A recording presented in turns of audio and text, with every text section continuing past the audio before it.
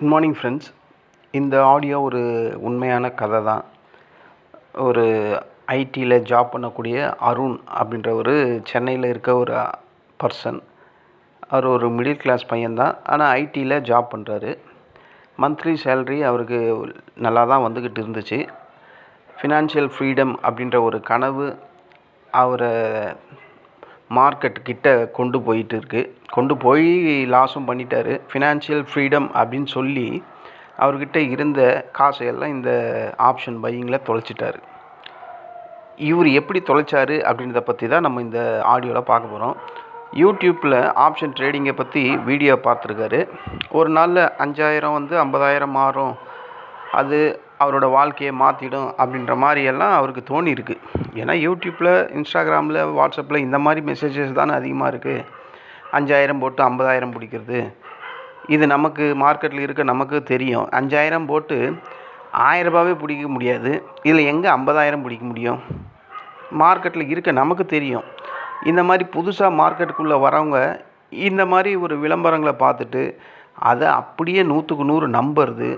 அதுவும் அவர் ஐடியில் வேறு ஒர்க் பண்ணுறாரு. 5000 எப்படிங்க 50,000 ஆகும் அப்படின்னு நான் கேட்டால் அவர் அதுக்கு சிரிக்கிறார். சரி, முடிஞ்சு போச்சு. அவரே சொன்னதுனால நான் இந்த அவரோட அந்த பேட் எக்ஸ்பீரியன்ஸை அவர் நிலமையிலேயே நீங்கள் யாராவது இருந்தால் தயவு செஞ்சு ஆப்ஷன் பையிங் பண்ணாதீங்க அப்படின்னு சொல்கிறதுக்காக ஒரு அவேர்னஸ் வீடியோ. டெய்லியும் இன்றைக்கி தாங்க அவர் பேசினார். மார்க்கெட் முடிஞ்சிட்டு ஒரு 6 மணிக்கு மேலே ஃபோன் பண்ணி பேசியிருந்தார். ஒரு அரை ஹவர் தான் பேசியிருந்தார். பாவம் மனுஷன் இப்போ தான் கல்யாணமும் பண்ணியிருக்காரு. அதுக்குள்ளே அவரோட சேவிங்ஸு, அவரோட பணம் எல்லாமே லாஸ் பண்ணிட்டார். அதாவது இவங்களுக்கு இந்த க்ரீடி எப்படி இப்படி வருதுன்னே புரியல. எந்த பிஸ்னஸில் 5000 போட்டு 50,000 எடுக்க முடியும்? அது ஏன் தோணவே மாட்டுதுன்னே எனக்கு ஒன்றும் புரியவே இல்லை. முதல் நாளில் அவருக்கு 2000 ப்ராஃபிட் வந்திருக்கு ட்ரேட் பண்ண ஆரம்பித்து. அதுக்கப்புறம் லக்கை பேஸ் பண்ணி மார்க்கெட்டு அவருக்கு கூடவே சப்போர்ட்டாகவே இருந்திருக்கு. மார்க்கெட் ஃபஸ்ட்டு 2000, அதுக்கப்புறம் ஒரு 3000, அப்புறம் 4000, 5000 அப்படின்ற மாதிரி அவர் ப்ராஃபிட் பண்ணிக்கிட்டே இருந்திருக்காரு. அவருக்குள்ளேயே ஒரு ஃபீலிங் வந்துடுச்சு. என்னென்னா, இந்த மாதிரி நம்ம பணம் சம்பாதிக்கிறது, இந்த ஷார்ட்கட்டு நம்ம லைஃப்பை கண்டிப்பாக பெரிய லெவலில் சேஞ்ச் பண்ணும் அப்படின்ற மாதிரி அவர் திங்க் பண்ணியிருக்காரு. தொடர்ச்சியாக இந்த ப்ராஃபிட் வரவே அவர் என்ன ஆகிட்டார்னா, ஓவர் கான்ஃபிடென்ட்டில் ஸ்கை ராக்கெட்டில் ஏறிட்டார். ஆப்ஷன் பையிங்கில் நம்மளால் பெரிய லெவலில் ப்ராஃபிட் பண்ண முடியும். ஏன்னா கண்டினியூஸான ப்ராஃபிட் அவரை அந்த மாதிரி மாற்றிடுச்சு. ஒரு நாள் ஒரு பெரிய ட்ரேட் எடுக்கிறாரு. அதுவும் பேங்க் நிஃப்டியில் போய் எடுத்திருக்காரு. பேங்க் நிஃப்டி ஆப்ஷனை பற்றி உங்களுக்கு தெரியும், நமக்கும் தெரியும். சென்செக்ஸை விட கொடூரமானவன் பேங்க் நிஃப்டி. அந்த ட்ரேடு ஆரம்ப நேரத்தில் அவருக்கு ஹிட்டு தான் பண்ணியிருக்கு, நல்லா தான் போயிட்டுருக்கு. அவர் என்ன பண்ணிட்டாரு, அதை டெலிவரியில் எடுத்து நெக்ஸ்ட் டேவே ஹோல்ட் பண்ணியிருக்காரு. 25,000 கேபிட்டல் அவரோட சேவிங்ஸ் ஃபஸ்ட்டு வச்சு அதை ட்ரேட் பண்ணியிருக்காரு. அந்த 25,000 கேபிட்டலை வச்சு பேங்க் நிஃப்டியில் ட்ரேட் பண்ணவர் ஓவர் நைட் பொசிஷனை வாங்கி வச்சிட்டாரு. அன்றைக்கி ஓவர் நைட் பொசிஷன் வாங்கிறதுக்கு முன்னாடி மார்க்கெட் அவரோட டைரெக்ஷனில் தான் இருந்திருக்கு, நல்ல ப்ராஃபிட் இருக்குது. அவர் அதை புக் பண்ணியிருந்தால் அந்த தொல்லையே இருந்திருக்காது. அதாவது அவரோட அந்த பேராசை, அந்த கிடைக்கக்கூடிய அந்த ப்ராஃபிட்டை சரி இந்த அளவுக்கு ப்ராஃபிட் இருக்குது அது போதும்னு அந்த எண்ணம் வராமல், மார்க்கெட் ஏறுறதை பார்த்தே சரி மார்க்கெட் தான் ஏறிக்கிட்டு தான் இருக்கே, ஒரு நாள் வெயிட் பண்ணுவோம், இதை விட இன்னும் ஒரு எக்ஸ்ட்ரா ஒரு 10,000 கிடைக்கும் அப்படின்ற மாதிரி வெயிட் பண்ணிவிட்டு காலையில் 9:15 அதை க்ளோஸ் பண்ணிடலாம் அப்படின்ற மாதிரி வெயிட் பண்ணியிருக்காரு. ஆனால் அன்றைக்கி தான் மார்க்கெட்டில் க்ரூட் ஆயில் ப்ரைஸ் வந்து சடனாக ஸ்பைக் ஆகிடுச்சு.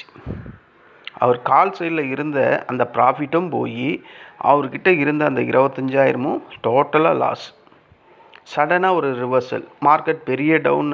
அன்றைக்கி அடுத்த நாள் ஓப்பன் ஆகும்போது பேங்க் நிஃப்டி பெரிய லெவலில் கேப் டவுனில் ஓப்பன் ஆகிருக்கு. ப்ரீமியம் எல்லாம் டோட்டலாக மெல்ட் ஆக கொஞ்சம் கொஞ்சமாக ஆரம்பிச்சிருக்கு. 25,000 இருந்த இடத்துல 12,000. ஏற்கனவே அவரோட ப்ராஃபிட், அந்த ட்ரேடில் இருந்த ப்ராஃபிட் போய் அவரோட கேபிட்டல் 25,000 12,000 ஆச்சு, 12,000 6,000 ஆச்சு, 6,000 4,000 ஆச்சு. ஆனால் மனுஷனுக்கு இன்னமும் அதை க்ளோஸ் பண்ணணுன்ற அந்த ட்ரேடை எக்ஸிட் பண்ணணுன்ற அந்த எண்ணம் வரவே இல்லை. ஏன்னா மார்க்கெட் இங்கேருந்து நமக்கு பவுன்ஸ் ஆகிடும், ஏன்னா நேற்றெல்லாம் மார்க்கெட் மேலே தானே பறந்துக்கிட்டு இருந்தான். இன்றைக்கி இப்போ கீழே இறங்குறேன்னா ஒரு ப்ராஃபிட் புக்கிங்காக இருக்கும் அப்படின்ற மாதிரி அவர் திங்க் பண்ணுறாரு. ஆனால் க்ரூட் ஆயில் இவ்வளோ பெரிய ஸ்பைக் ஆகுன்ற அந்த நினைப்பு அவருக்கு வரவே இல்லை. ஆனதுக்கப்புறம் இதை க்ளோஸ் பண்ணிடலாம், 25,000லேருந்து பாதி 50% போயிடுச்சு. 12,500 இன்னுமோ தான் இருக்குது, 12,000 இருக்குது. அதுதானே புத்திசாலித்தனம், அதையாவது காப்பாற்றணும் இல்லை? அது பாதி ஆகிடுச்சு, இன்னமும் பாதி ஆகிடுச்சு, 12,000 6,000 ஆகிடுச்சு. அதுலேயாவது க்ளோஸ் பண்ணோம்ல. 4,000 அவருக்கு அந்த நினப்பு வருது. அதுவும் என்ன வருது, வெயிட் பண்ணி பார்க்கலாம் அப்படின்ற மாதிரி. அதாவது அவரோட கேபிட்டலில் 90% போயாச்சு, மீதி 10% தான் இருக்குது. இந்த 10%ல் மார்க்கெட் பவுன்ஸ் ஆகிடும்ன்ற ஒரு தீவிரமான ஒரு ஓவர் கான்ஃபிடென்ட்டில் ட்ரேட் பண்ணிக்கிட்டு இருக்கார். எக்ஸ்பைரி டே அதுக்கு அடுத்த நாள் சோலி முடிஞ்சு போச்சு, 25,000 ஜீரோ. அப்போது ஃபைனலாக அவருக்கு கிடைக்கக்கூடியது அந்த 25,000த்தில் அவரோட கேபிட்டலில் அவருக்கு கடைசியாக கிடைச்சது ஒரு ஜீரோ மட்டும்தான், ஃபுல்லாக லாஸு. ஸ்க்ரீனில் பார்த்தா ஜீரோ, டெபிட் கார்டு, அந்த டெபிட் கார்டுன்ற பாருங்க, டிமேட் அக்கௌண்ட்டில் அக்கௌண்ட் பேலன்ஸ் ஜீரோன்னு ஆகிடுச்சு. இப்போ மனுஷன் அந்த ப்ரோக்கரேஜ் காசை கட்டணும். ஏன்னா 2 நாளாக அந்த பொசிஷனை ஓவர் நைட்டில் டெலிவரியில் வாங்கி வச்சுருக்காருல, அதுக்கு கட்டணும். மனுஷன் டோட்டலாக ஆஃப், சைலண்ட். அவரோட அந்த அந்த 10 நாள் தொடர்ச்சியாக ப்ராஃபிட் பண்ண அந்த குதூகலம், அந்த உற்சாகம் டோட்டலாக காலி. அப்படியும் ஆப்போசிட், டோட்டலாக சரண்டர் மார்க்கெட்டில். அவரோட எண்ணம், அவரோட அந்த ஃபினான்ஷியல் ஃப்ரீடம் எல்லாம் டோட்டலாக வாஷ் அவுட். அதுவரையும் சந்தோஷமாக இருந்த மனுஷன் அந்த டே ஃபுல்லாக, அந்த மந்த்து ஃபுல்லாக ஒரே சைலண்ட்டாக மாறிட்டார். அப்போ தான் அவருக்கு உண்மை புரியுது, என்ன நம்ம அந்த கண்டினியூஸாக 10 நாள் ஜெயிச்சது நம்ம கூட லக்கும் இருந்திருக்கு. நம்ம அதனால தான் நம்ம ட்ரேடிங்கில் சம்பாரிச்சிட்ருக்கோம். ஏன் அந்த லக்கு நமக்கு அதுக்கப்புறம் கிடைக்கல? அப்போது நீங்கள் பியூராக லக்கை பேஸ் பண்ணி, ஒரு க்ரீடியை பேஸ் பண்ணி ட்ரேட் பண்ணும் போது சாதகமாக அமையும். சில நாள் உங்களுக்கு சாதகமாகவே உங்கள் கூடவே லக்கும் இந்த அதிர்ஷ்டமும் கூடவே வரும். அந்த மாதிரி நேரத்தில் தான் நீங்கள் ப்ராஃபிட் பண்ணியிருக்கலாம்.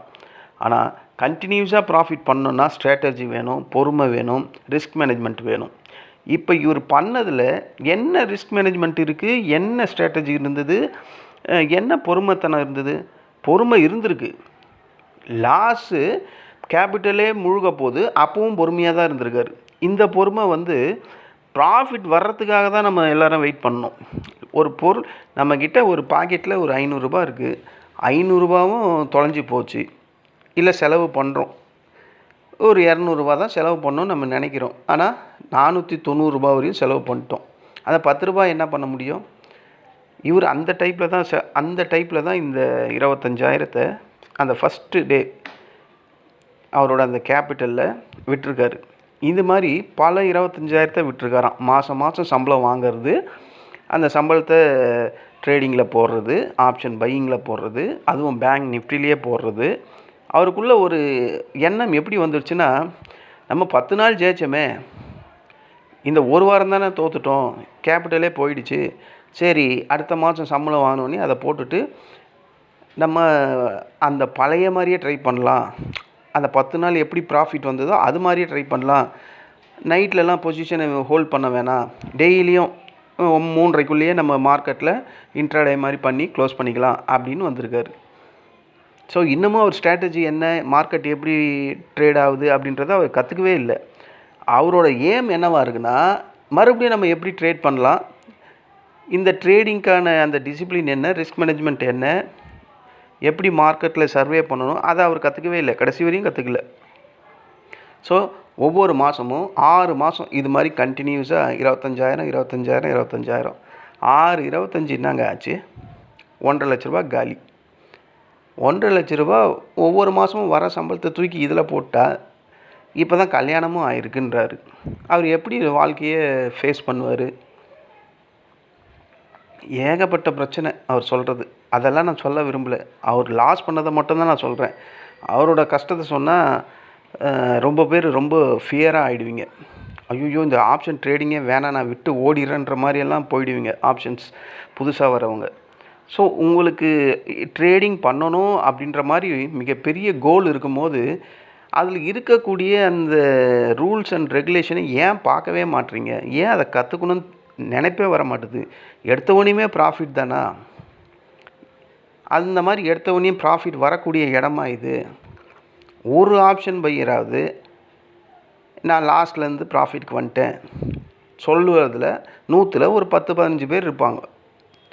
மீதி 85 பேர் லாஸ் தாங்க பண்ணிகிட்ருக்காங்க.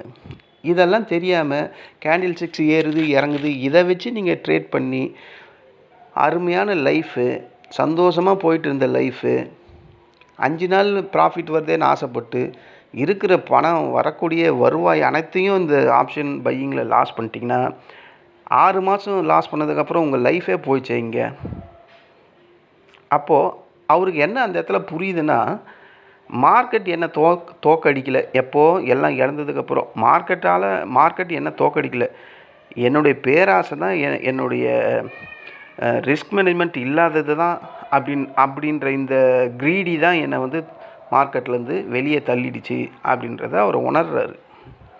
நீங்கள் அந்த மாதிரி ஸ்டேஜில் நீங்களும் இருந்தீங்கன்னா இந்த மாதிரி க்ரீடி எல்லாம் வேணாம். 5000 ரூபாயில் கண்டிப்பாக 50,000லாம் பண்ண முடியாதுங்க.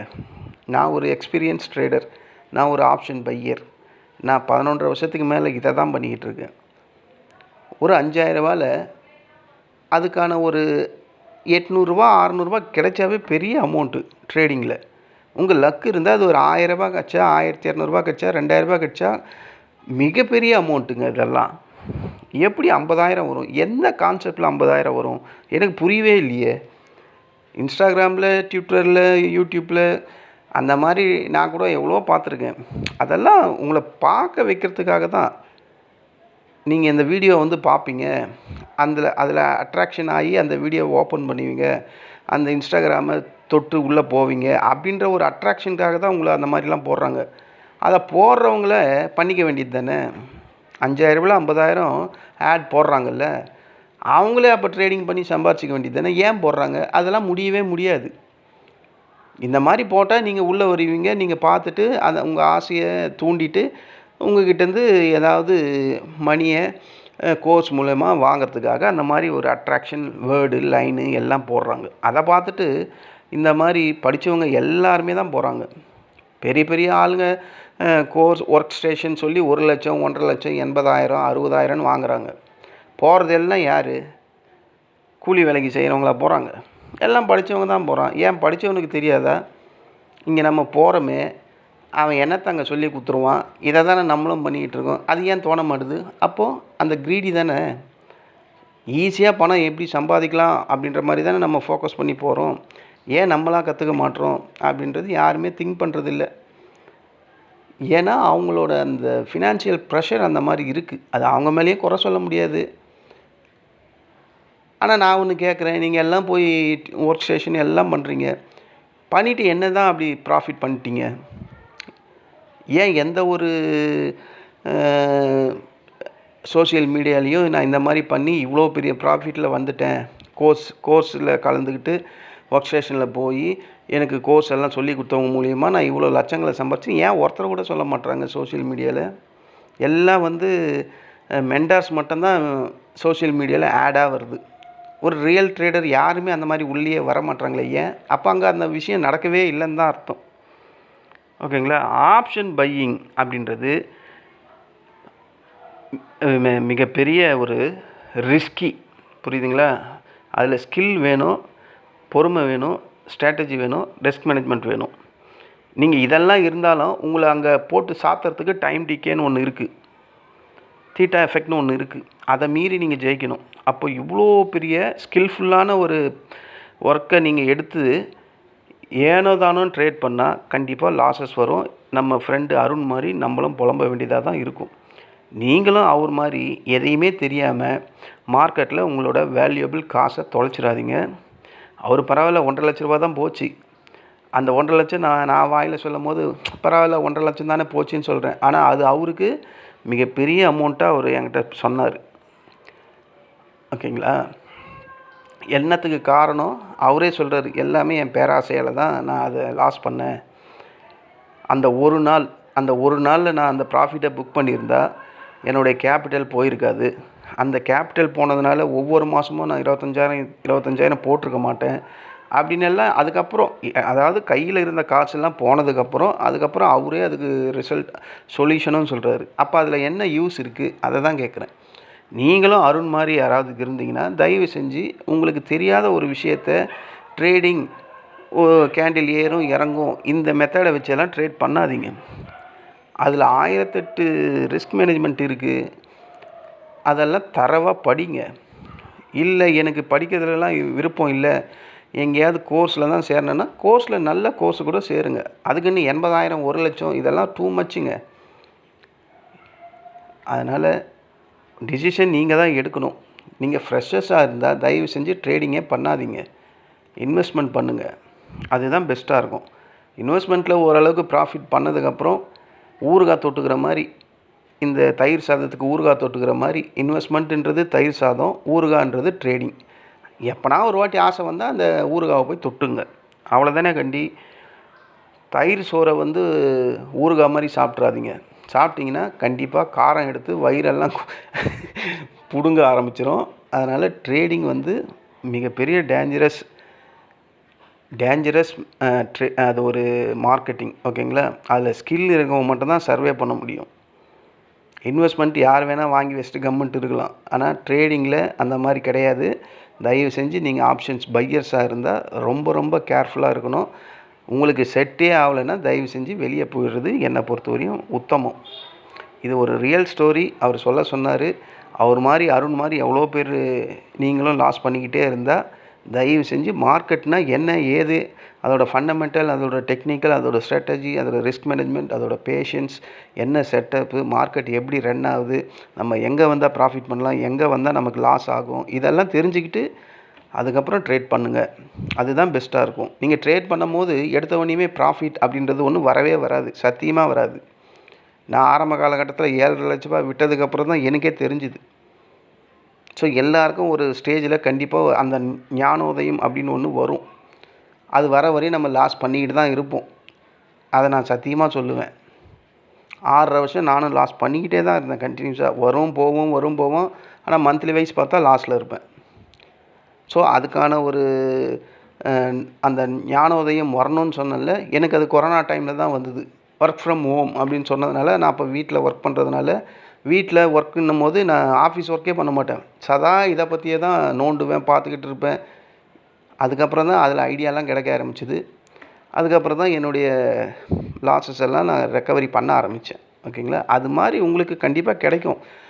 அது வரையும் நீங்கள் லாஸ் பண்ணி தான் தீரணும். அந்த லாஸை பொறுக்க முடியலன்னா தயவு செஞ்சு ட்ரேடே பண்ணக்கூடாது.